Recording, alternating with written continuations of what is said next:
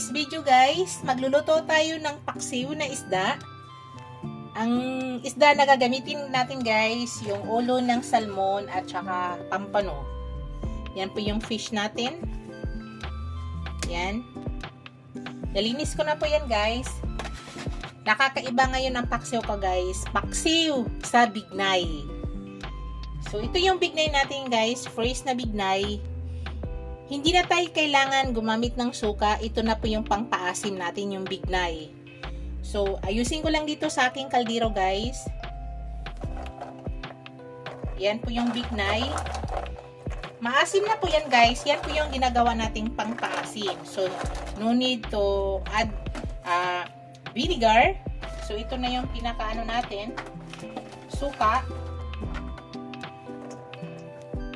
Tapos yan, maglagay tayo ng ginger, sibuyas,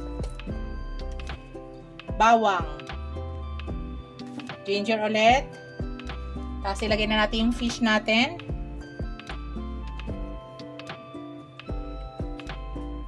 Ulo ng salmon to guys at saka pampano.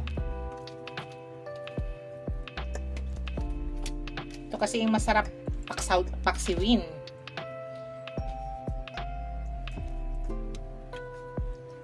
Yan. Tapos, ilagay ulit natin yung ating sibuyas, bawang, luya. Halo-halo na natin lahat, pati siling haba. Sama-sama na natin.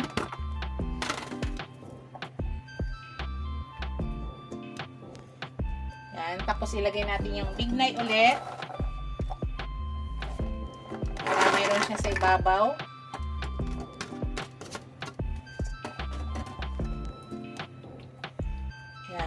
Maglagay tayo ng ground black pepper.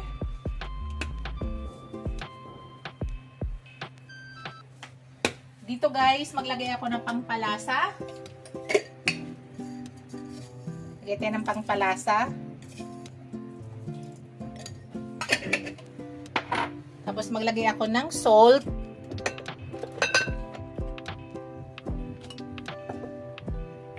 Estimate lang salt guys ha. Pwede tayo mag-add. Kung if ever kulang, so wag lang na masyado damihan. So yan na yung salt natin. Pwede man na tayo mag-add pag kulang. So maglagay tayo ng tubig.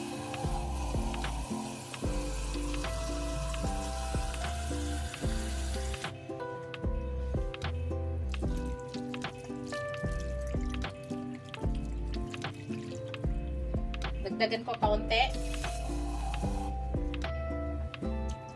Yan, isang tasa na ganito kalaki ang tubig natin guys. At yan, isasalang na natin guys. Ipakita ko sa inyo. Ito lang yung mga panglasa nga nilagay natin. So, itong bignay, ito po yung magpapaasim. So, ipakita ko sa inyo guys. Sasalang ko na. Yan guys. Lutuin na natin. Takpan muna natin guys. Start na po tayo sa pagluto ng ating paksiw na isda. So, hintayin lang muna natin guys. At maya-maya ipakita ko sa inyo. Shoutout pala sa aking mga channel members, sa aking mga subscribers, viewers, silent viewers. Maraming salamat guys sa walang sawang suporta sa aking channel.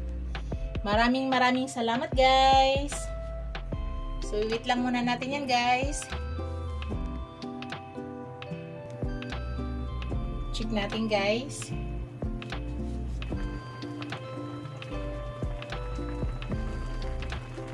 Oh. Yan po yung nangyari.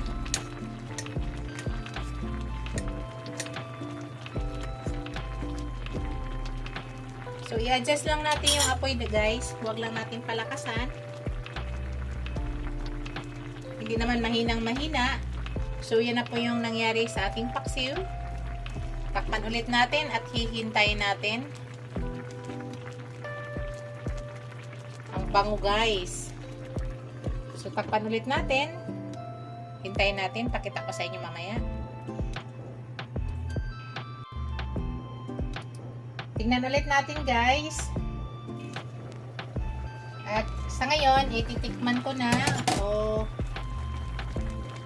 Kung okay na ba yung lasa, para kung kulang, mag-add tayo kung ano yung kulang.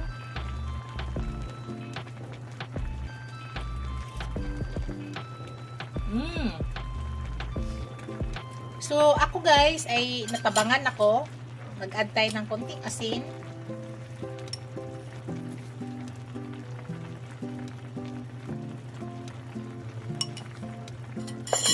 Yan, mas maganda yung guys kung mag-add tayo kaysa maalat. Kasi ayoko po ng maalat.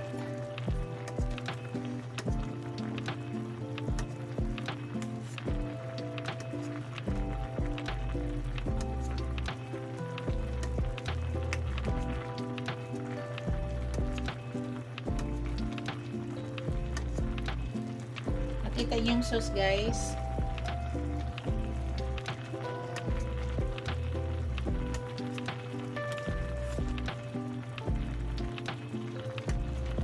Sarap guys.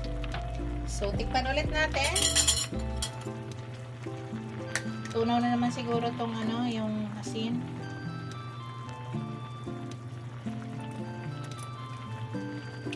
Tama na sa lasa guys. So mag-add ako ng ground black pepper.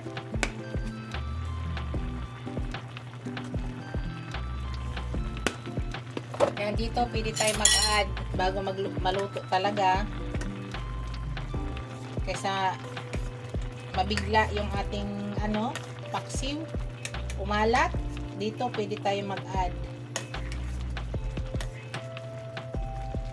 So takpan muna natin guys at continuous cooking muna tayo.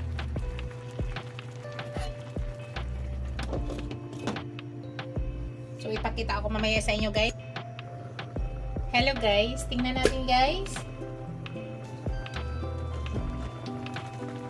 OMG! Look at guys. Look at the sauce guys. So ibig sabihin itong sauce na to guys is nagpatunay na luto na yung ating paksiw. So open lang muna natin saglit guys para sumingaw.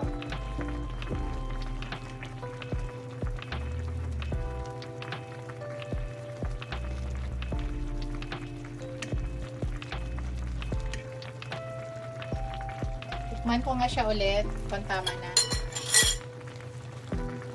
Bango!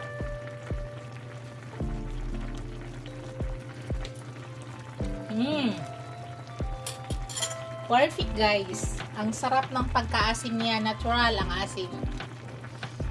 Hindi yung maasim na maasim. Tama lang guys.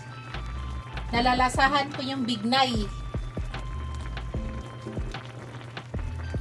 So sa pagtikim ko guys, medyo mayroon pang kaunting lansa ang isda. So mean to say, hindi pa masyado luto ang ilalim ng isda. So sa ngayon guys, continuous cooking muna tayo. Takpan ulit. Tapos mamaya ipakita ko sa inyo. Siguro mga 2 minutes na lang guys, luto na yung ating paksiw. Yan, tingnan natin guys. Oh! Yan na yung ating paksiw sa bignay. Luto na yan guys. Ito na yung ating paksiw sa bignay. Patay na natin yung apoy. Yan na yung ating paksiw na isda guys. Thank you for watching. Don't forget to like, comment, share, and subscribe to my channel. See you in my next video guys. God bless us all. Ingat po lahat guys. Bye!